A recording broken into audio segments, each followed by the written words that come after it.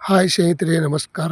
ರೈತ ಬಾಂಧವರೇ, ನಿಮ್ಮೆಲ್ಲರಿಗೂ ನಮಸ್ಕಾರ. ಇವತ್ತಿನ ಶುಂಠಿ ಮತ್ತು ಈರುಳ್ಳಿಯ ರೇಟನ್ನು ಶೇರ್ ಮಾಡ್ತಾ ಇದ್ದೀನಿ. ಇಡುವೆ ಪೂರ್ತಿ ನೋಡಿ, ಪ್ಲೀಸ್ ಇಡುವೆ ಪೂರ್ತಿ ನೋಡಿ. ಶರಣ ಚಾನಲ್ಗೆ ಸಪೋರ್ಟ್ ಮಾಡಿ.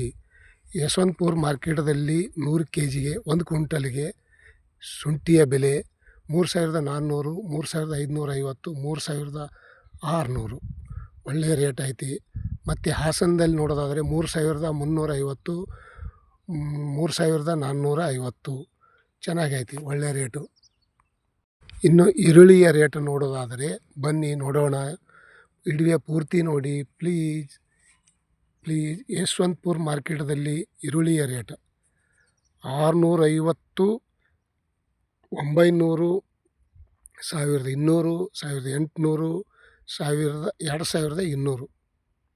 ಏನಪ್ಪ ಹಿಂಗೆ ಹೇಳ್ದ ಇವನು ರೇಟ್ ಅಂದರೆ, ಚಿಕ್ಕ ಕ್ವಾಂಟಿಟಿ, ಸ್ವಲ್ಪ ಮೀಡಿಯಮ್ದಾಗು, ಅದಕ್ಕಿಂತ ಸ್ವಲ್ಪ ದಪ್ಪು, ಮತ್ತು ಡಬಲ್ ಇದ್ದಿದ್ದು, ಈ ಥರ ಸ್ಪೆಷಲ್ ಕ್ವಾಲಿಟಿ ಇದ್ದಿದ್ದು 2,200 ಒಳ್ಳೆಯ ರೇಟ್ ಐತಿ.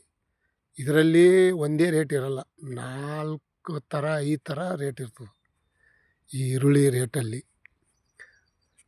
ಯಶವಂತಪುರ ಮಾರ್ಕೆಟದಲ್ಲಿ ಇವತ್ತು ಟೆಂಡರ್ ಆಗಿದ್ದು ಒಳ್ಳೆಯ ರೇಟ್ ಐತಿ. ಬಿಜಾಪುರದಲ್ಲಿ ನೋಡೋದಾದರೆ 1,000 ಕ್ವಿಂಟಲ್ಗೆ 1,600, 1,800. ಬಾಗಲಕೋಟದಲ್ಲಿ ನೋಡೋದಾದರೆ 1,200, 1,500. ಅದರಲ್ಲಿ ಸ್ವಲ್ಪ ಚಿಕ್ಕದು 900 ರೂಪಾಯಿ ಕ್ವಿಂಟಲ್ ಭೀ ಐತೆ.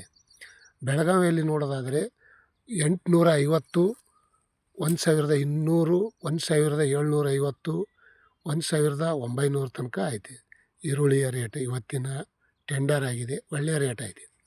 ಬಾದಾಮಿಯಲ್ಲಿ ನೋಡೋದಾದರೆ 1,000, 1,600, 2,000.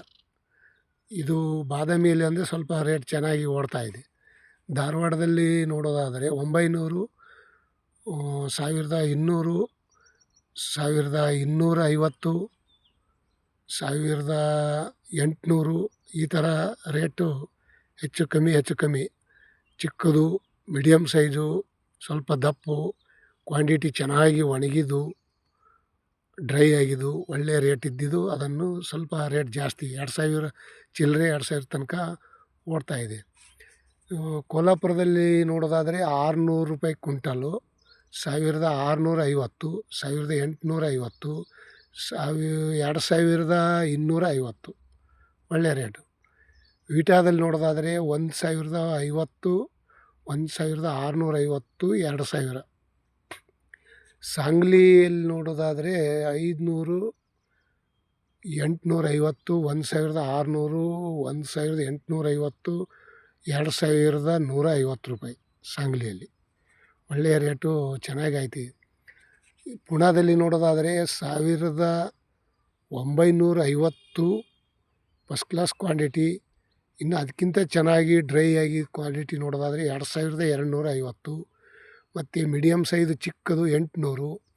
ಅದಕ್ಕಿಂತ ಸ್ವಲ್ಪ ಚೆನ್ನಾಗಿದ್ದಿದ್ದು 1,250 ಒಳ್ಳೆಯ ರೇಟು.